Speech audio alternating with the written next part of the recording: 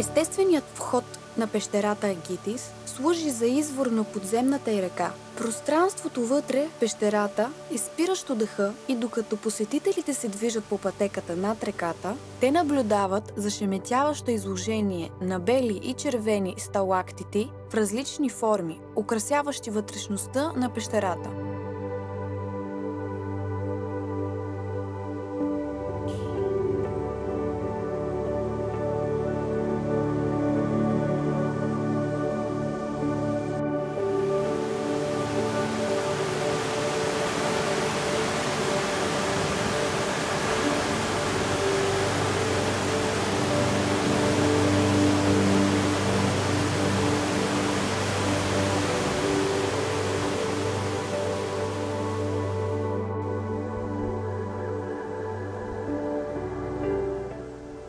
Планините и реките на Тракия са местата, където е роден и живял Орфей.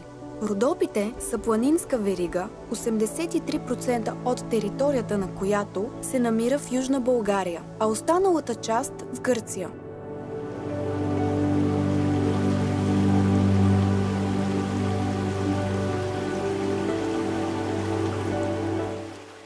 В по-широкия район на Родопите има много естествени водопади, които се образуват в гъсти гори и са особено впечатляващи.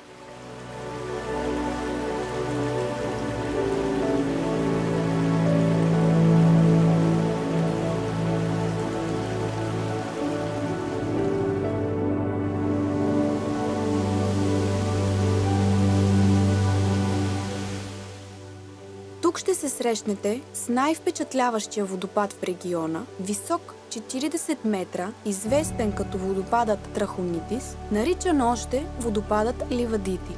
Това е най-големият водопад на Балканите.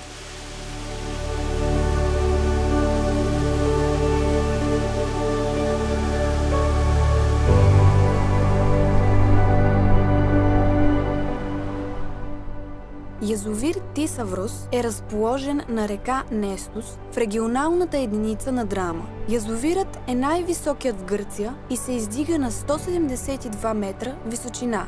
Изграждането му, освен за напояване и производство на електроенергия, е създало нова екосистема, която се заслужава да бъде посетена.